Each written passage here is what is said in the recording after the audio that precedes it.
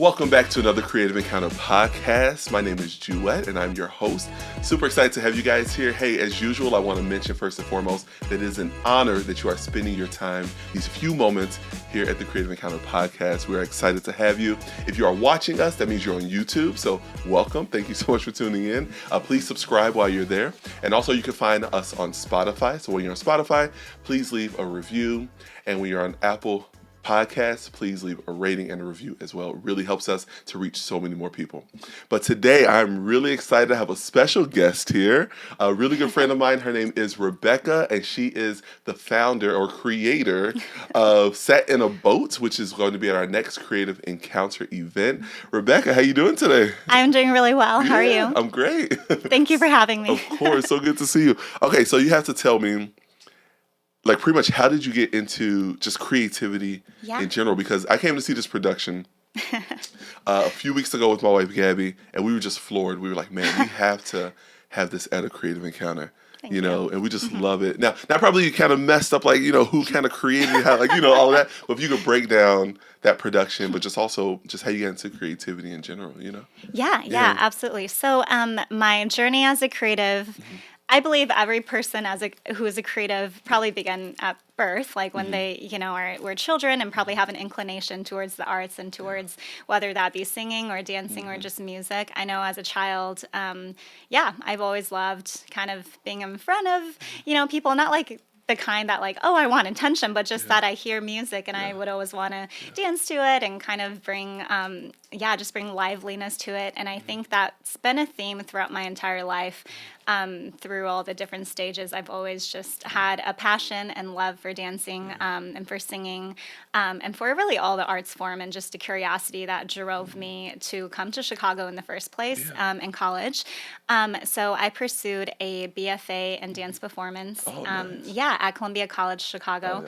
And really, it's a great program for anyone who, you know, is interested in dance, because they really kind of take you where you are and nurture you and kind of help unlock, you know, the artistry that's inside you, and really gives you an authorship and a voice of your own. And so that's kind of where I started to really,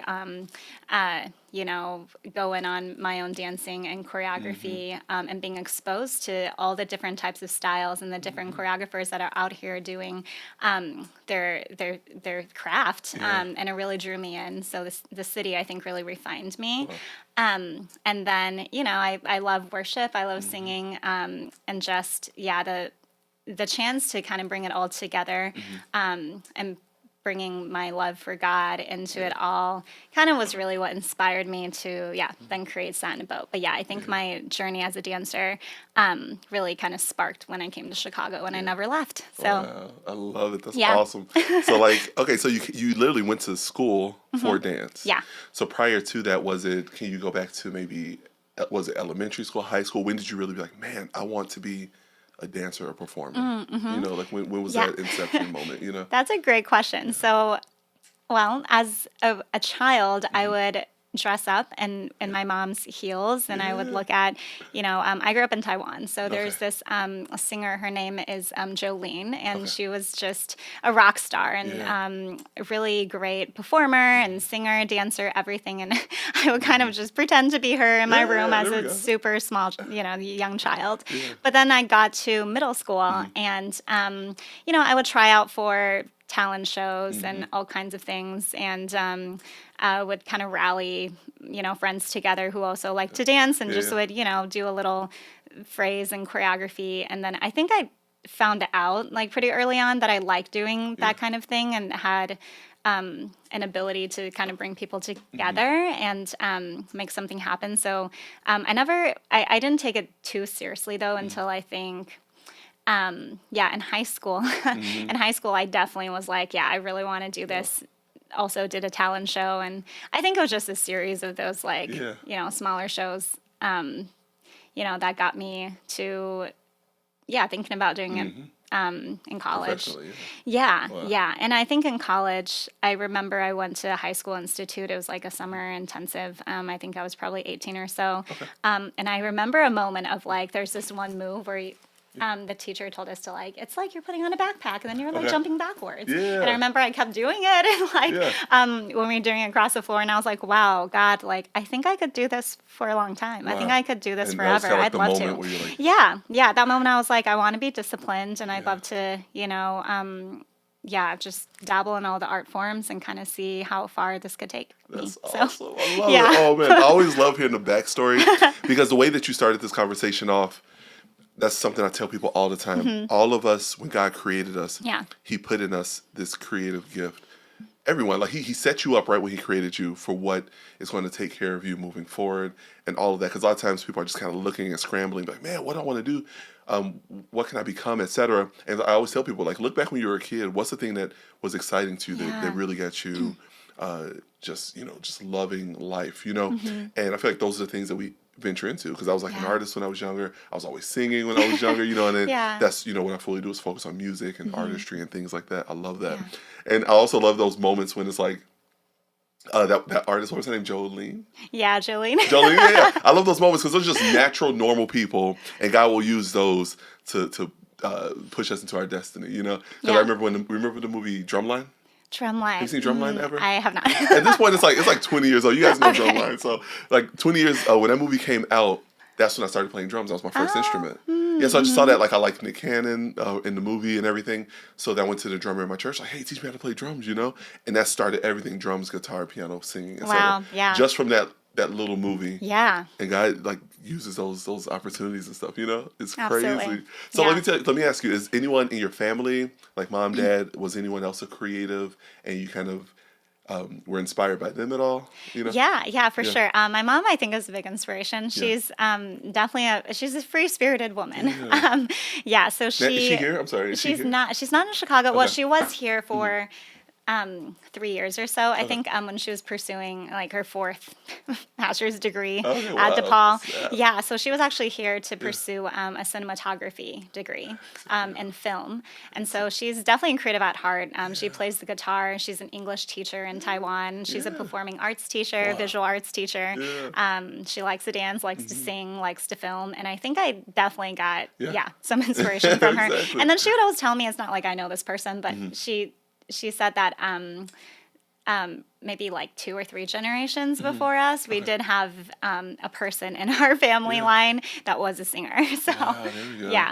or Cool. a celebrity of sorts. Yeah. And I was like, oh, no cool. way. That's awesome. Got like albums and everything. And like what would that be, early 1900s, I guess. Yeah, I was like, I don't know her, but that's cool. That's cool. That's awesome. Okay, so you dance and then you sing. So are you specifically like are you a worship singer? Are you leading anywhere? Or you kind of just sing on your own? Like, what do you do as far as that? Yeah. So the singing portion, I think I'm mainly a dance artist, but I do worship at my church, and then do a lot on my own as well. But I hope to take that further too. I mean, and even Sound Boat that you saw, the beginning and the end actually ended and began with the worship, which is a big part of, me just expressing, first and foremost to God as the only audience, but then also the audience members that like, this is kind of what my private worship looks like and is true. I think I got a lot of that inspiration from my time at a church called Chicago Tabernacle. I don't know if you're familiar with them, but I really learned to worship there. I mean, I really did. Wow. Like just, especially in private, just lifting up your hands, doesn't not needing a lot of music background, but just lifting up your hand and worshiping God in private, and I wanted to kind of portray that. So but I hope to do more of that for sure. Yeah, wow, that's awesome. I do want to before we jump into talking about Sad Boat, I actually want to backtrack one more time here. Yeah. You came to the States for college specifically? Yeah. Like, so were you in Taiwan all the way up until 17, 18? Yes. So I went to a high school. It was a missionary international high school that the purpose of its founding was to provide education for children whose parents were missionaries around Asia. And so your parents were missionaries? No, actually, but it's kind of part of my testimony. Okay. But it was just like a miracle to even be enrolled and be a part of that community. Yeah. And that's where I, found Jesus. I mean, it was a little before that, but that's when I really heard the gospel and was surrounded by just, my spiritual mom, lots of really great Christ-like friends. And that's actually the first time that I also was on a worship team too. Yeah. So yeah, I remember, this is so personal, but yeah, I had a really great friend. Her name was Juiette, and it's just really sweet. But her Chinese name meant the Lord loves. Wow. And one day I was just following her, you know, around after school, and she invited me to a meeting, and I had no idea what it was about, but it was actually a worship leaders meeting. Oh, okay. And then and that kind of led me into just a series of. There's a season in my life where I led worship a lot in high school, and that really was like a lifeline for my faith. I love it. Yeah. And you guys had the I guess I want to say liberty to like how's the difference in worship style over there as opposed to over here? You know. Yeah. Like, are there different parameters, or is it kind of the same kind of freedom? You know what I'm saying? Yeah. Well, in high school, because it was an American high school, so you know we sang like Hillsong, and the Chris Tomlins and the Carrie Jobes, and so that I think is pretty similar to how like contemporary Christian worship happens here. But now when I visit and go back, I intentionally go to just like local Chinese churches and kind of see how they worship and how they bring their culture into worship, and that's really beautiful to me too. So. Wow. Yeah. Has that influenced your dance as well? Like as far as worship, you know how like we have praise dance over here and everything like that. Yeah. Do they kind of have those same dynamics over there as well? I haven't seen a lot of dancing there as far as worship goes. I hope to see it more. I think that would be really great. I think their worship style it's more simplistic, I would say. You don't. It's actually interesting. You don't always see a worship leader in the front. You actually kind of see the congregation singing together. Yeah. Someone will still be on the keys and kind of like the pastor may like kind of lead it. Yeah. But what I loved is that I heard, a congregation pretty small in number singing together, and there's some off notes, but it was super authentic, and the Spirit of God was there, and I was like, wow, like that's what worship is about. It's not really even about performing to the most like top excellence, but it really is that God looks on the heart, and that does rise to his ears, and it's beautiful. Yeah. So, I guess part of my approach and making dances and making art is that I want to bring a certain level of, authentic expression to that. And sometimes it means that you may not be, a singer by trade, but you can still, still can open your mouth and sing and demonstrate to people that you do not have to be a singer to worship God. Like you can be a regular person with a regular voice, and God is so pleased by it. Yeah, I love it. That's so true. And I think a lot of people need to hear that, because sometimes we kind of put on these facades when we come to worship God, or, a lot of churches, like I remember growing up, you had to dress a certain way, all these different things to go to a service and stuff. And then as you get older and start building that relationship instead of the religious part of it, you realize he's all about the heart. Yeah. And just the pursuit. He's pursuing us first, and then us pursuing him back. It's just this beautiful relationship, I love that. And I love that God gave you that revelation now. A lot of people realize that later, then it's actually expressed, that freedom is expressed in your creativity, I feel, in your dancing, your singing and stuff, which is what we really felt and saw at Set in a Boat, So speaking of Set in a Boat, let's talk about this a little bit. So we are going to be doing Set in a Boat on December 10th at the next Creative Encounter. So you want to make sure you guys come out. Rebecca, you got to tell me, okay, it's a few questions with this. Where did it come from? Like, where were you sitting? Were you sitting in a boat when you had this idea? Like, where did it come from? How has it grown? I see you have a whole team. I saw some familiar names in there and everything. So, like, where did it come from? And just how'd you guys put it all together, Yeah, great question. Well, I will have to say, just fun fact, I actually worked on a boat for like 2.5 years. There we go. Yeah, but let me clarify. It is a yacht. Oh, nice. A fancy boat. Yes, 1972 Chris Craft. Oh, so it was, anyway. But so a long time ago, I actually did have a vision that, I could maybe have a site-specific dance on a boat or something. But that was separate from sat in a boat. Yeah. Wow, but it's just a thought that came before. Yeah, but it's pretty funny. Yeah. But anyway, so Sat in a Boat came to me, I think, honestly, I was just doing devotions. I was just in my living room. And you know how, a lot of times when you ask artists, just where did your inspiration come from, or what were you reading or, researching to reach this concept or this great vision? And people, may read like a whole book or read a whole poem or, listen to a lot of music. But for me, I actually just read one verse and it was right there. Wow. And I felt from the Lord that this really was something I wanted to bring to fruition. But yeah, I was reading Mark 4, chapter 4 and verse 1. And yeah, you saw it described a pretty mundane event that, it's pretty easy to kind of skip over. But we saw Jesus walking alongside the lakefront.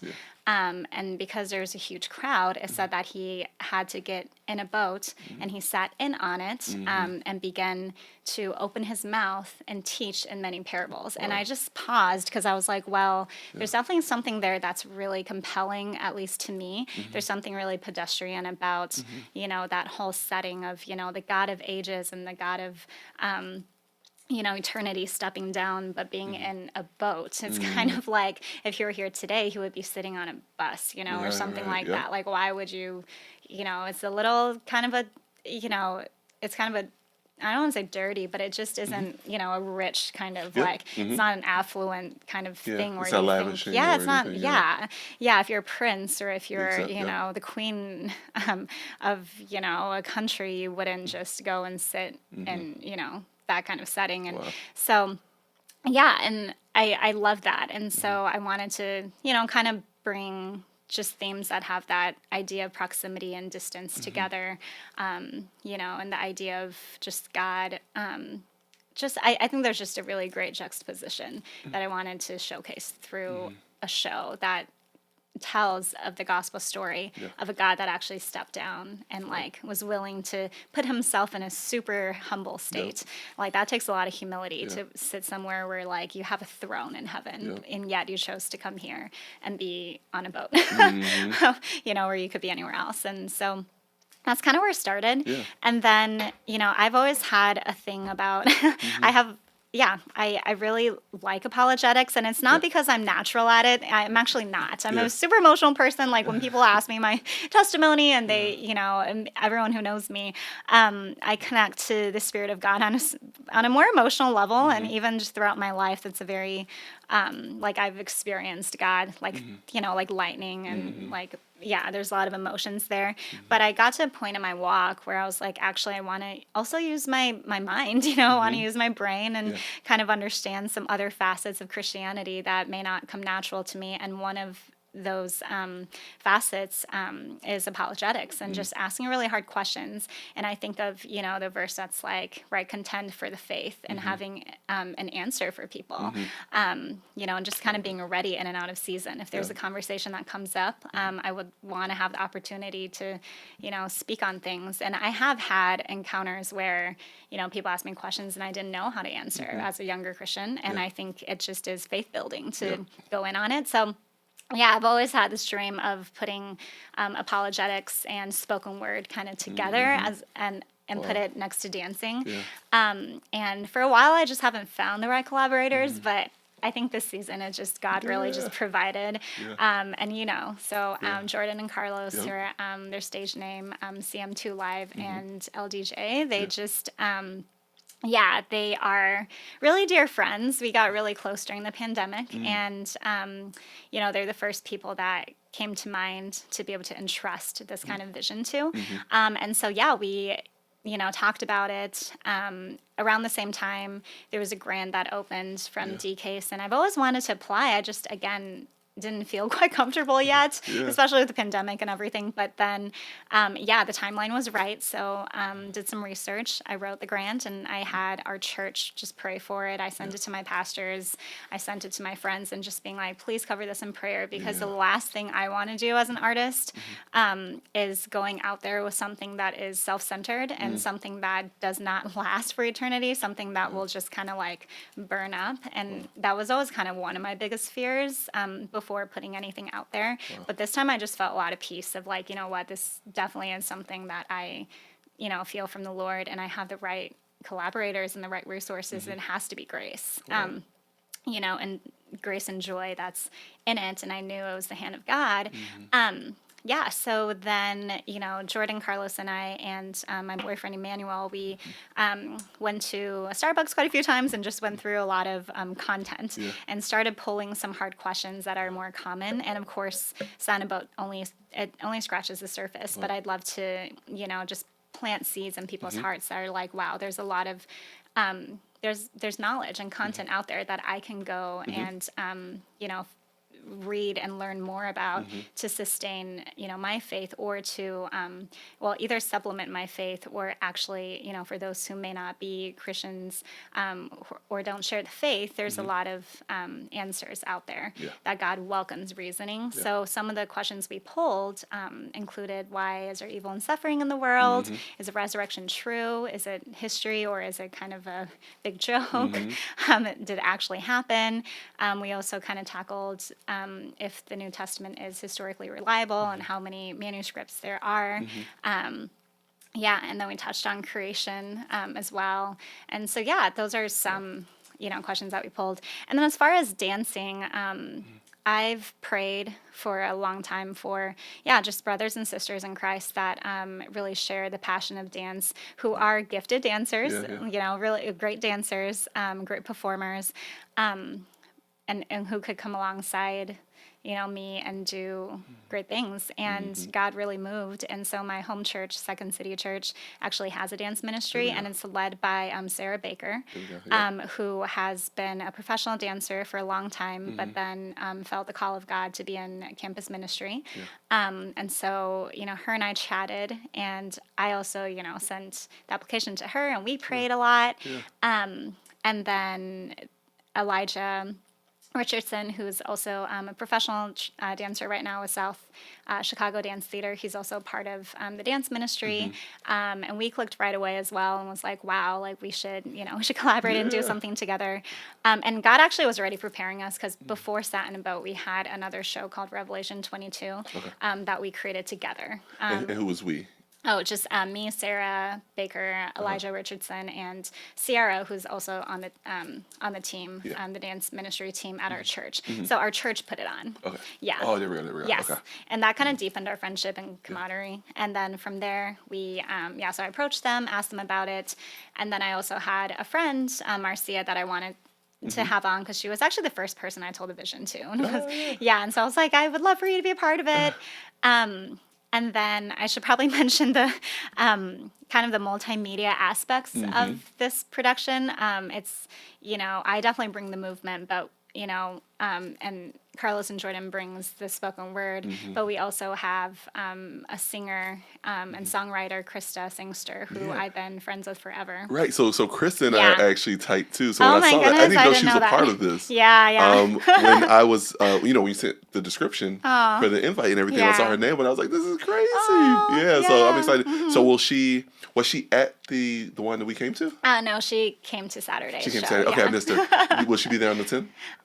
Maybe, I'll let her. Yeah, we'll see. Yeah. But tell her Juwu will be there. That's my nickname, y'all. So tell her Juwu will be there. She's like, I'm definitely coming. She'll yes. But Krista and I, we go way back. We met at Chicago Tabernacle. Actually, we met at an artist and poet night. So CT used to do this like artist and poet night thing where you could apply and do a dance or do a song or something like that. And back in the day, I did a solo and she did a song, and we became really tight ever since. So cool. And this isn't our first time collaborating. We've collaborated on quite a few different projects and quite a few different dances. So this one kind of just like culminated into that, I think. And then there's also my friend Donovan, who's a really gifted composer and musician. This also isn't our first time collaborating, but he came to mind right away because I know his music, he knows me and how I work. So just kind of between all of those people, and of course I have to mention my boyfriend as well. My boyfriend Emmanuel, he's a really gifted writer, a really gifted thinker, most of all. And I wanted him in as kind of a dramaturge type of role to just kind of keep us on track of like if this content is reliable and if this content is, if we're saying the facts correctly. And we also wanted to give him, just artistic freedom to create what he wanted to as well. And he ended up writing a whole script, which was absolutely mind-blowing. And kind of between all of those elements together, that's really where I thrive. I love putting just multimedia things together to tell a cohesive whole. It definitely is a dance show, but I think all these elements supporting it is really what brought it to life. So wow, that's amazing. Holy smokes, this is awesome. Okay, so I think you told me before that you are you in Chronicles right now? Oh, I'm reading. Oh, I just read a little bit of First Chronicles. First today, Chronicles. Yes. Okay, cool. Because I'm thinking of I believe it's First Chronicles 28:20. Okay. When David was giving it over to Solomon to finish building the temple, and he was telling him, he said, "Be strong and courageous and do the work." Yeah. He said, "The Lord God, my God," he was assuring him, like, I know this for a fact, my God will give you everything you need as relates to building this temple. He said, all of the crafters, all of the builders, etc., will be at your command, and you will pretty much be unstoppable. Is what he was telling Solomon, before he went, off, to heaven and whatnot. So with that, I'm just seeing all these pieces just being encouraged as you're speaking, and just seeing how God just put all the pieces together for this production, and just everything leading up to now, like every little step that we go through. He's like, I see that thing that's going to happen at this time of your life, and all of these little experiences are going to lead to that, to manifesting. So it's just amazing hearing how you put all the pieces together. I'm so excited. It's just so cool, Thank you, Juiette. Thank you so it's just much. so That cool, means like so how much. he does that. Yeah. Yeah, and even just like our, us meeting. When Christina was performing at the Nightlight Cafe, I truly believe nothing is accidental. Like God definitely is an arranger, a planner, and coordinator. And I'm really, really blessed and excited too. So what I was reading in First Chronicles was actually chapter 29. Oh, no So I was way. like, okay, So you skipped right over the you just skipped right over the chapter that was going to bless you. that was great. So the chapter 29, what I was reading was actually David's last prayer before his death and before Solomon was anointed king. And I thought it was just really, really powerful because, at the end of your life, it's just, like sometimes I think of, you want to think from the end to the beginning to kind of determine how you want to live your life. But it's also project management in general. You start from the end, and determine what you need to do. But I love that he, just gives a lot of, he gives honor and glory to God and saying, I'll just read a little bit of it because I think it's so amazing. Let's see here. So he says, "Praise be to you, Lord, the God of our father Israel, from everlasting to everlasting. Yours, Lord, is the greatness and the power and the glory and the majesty and the splendor, for everything in heaven and earth is yours. Yours, Lord, is the kingdom. You are exalted as head over all. Wealth and honor come from you. You are the ruler of all things. In your hands are strength and power, to exalt and give strength to all. Now, our God, we give you thanks and praise your glorious name." And he goes on to say, everything comes from you, and we have given you only what comes from your hand. And our days on earth are like a shadow without hope. And Lord our God, all this abundance that we have provided for building you a temple for your holy name comes from your hand, and all of it belongs to you. And I know, God, that you test the heart and are pleased with integrity. And I just love that, this was a very generous kind of moment for Israel where everyone was freely offering and giving really out of everything that they had for this temple project. But they acknowledged that, everything is from God. And I was listening to a podcast about this. And, the preacher was saying how at the end of the day, we recognize that our talents and our gifts, our creativity, everything that we have, none of it really belongs to us in that sense. Like we are stewards, and God is the one that entrusts these gifts and talents to us. And so, you don't have to compare really with anyone, because however much he gives you, like that's the portion that he's entrusted to you. And that's what you're responsible for. You're not responsible for, whatever else that you may be eyeing. But then two is then it brings into question if God is the one that entrusted me with the talents, how does he want me to use it? And how does he want me to be responsible with what he's been given?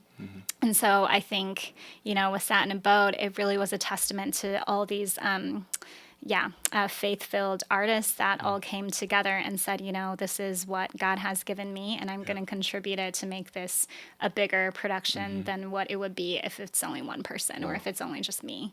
And it's just as a beautiful experience, because along the way I experienced a lot of grace too, because we all have full-time jobs. It wasn't easy to always get together. And just the amount of love and like friendship and the encouragement to just keep going was something that even I just needed in my life, to know, that God really wants his people to come together for a great cause. Amen. Yeah. Amen. Well, and I think about the whole faith, like he'll distribute the gifts to you, and he expects you to be a good steward, to execute. We see that all in scripture when he's like, hey man, you put that gift in the ground, didn't do anything with it. What's up with that? He called him wicked, even to the point of calling him wicked because you weren't using the scary. gift. Yeah, I know, right? Didn't use the gift that he gave you. So it's like, man, I'm all about people using your gift, not being afraid. And again, it comes with faith. Yeah. And he was like, okay, now you're operating in your faith. Now I can give you more. Yeah.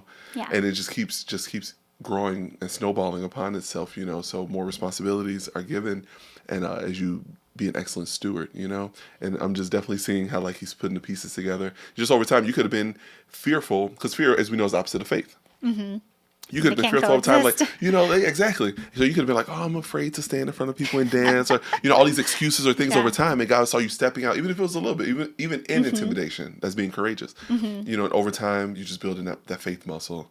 And then he just brought all the pieces together, man. So it's like, it's beautiful. It's Amen. so Thank cool. you, Juiette. Amen. Yeah. Of course. Yeah, I'm really excited to see just even where God would, take everything. And it's been a journey of faith. And I just love that, because as you saw, so Sat in a Boat, definitely it has moments where, it does tell the whole story of Mark 4. So there are, elements of like, there's a section called Storm, and it, really, it's really intense and really raw and vulnerable, but that kind of showcases the part of us that, goes through inner storms or outer storms or external, internal, whatever the factors may be, but they're the hardships of life that we go through, and real questions of like, why is this happening, and where is God in all of this?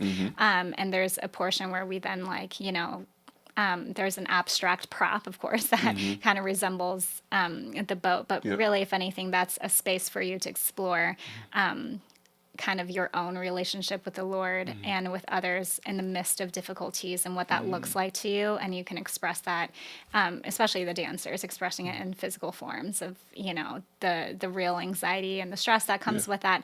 But then you kind of see them walking out into the rest of the stage, and walking on water and choosing faith, and, coming in with apologetics and preaching to yourself that, like, you can continue on even in the face of, like you said, intimidation and fear. So I just think it was so cool that, while the dance was about that, in my real life, I was also experiencing it and also walking through it. And so it was a real kind of paralleling of my own life and what's being on stage. It was really authentic to showcase. So that's what I was going to say. That helps it to be authentic. Like when you're actually going through that, it's not just something, just this facade you kind of created. It's like, wow, I can really engage and be in this fully, because I'm actually going through something right now, in this season of life too. Man, it's so beautiful. All right, guys. So I'm telling you, Sat in a Boat, December 10th, 2022, from the timing of this recording. I want you guys to be there. We are selling tickets on Eventbrite.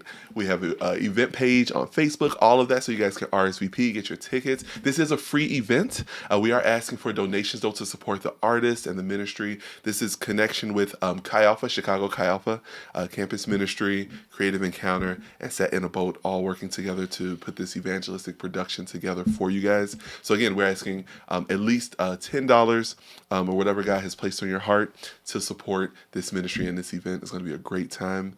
But man, Rebecca, I'm so excited. Thank you so much for putting this together.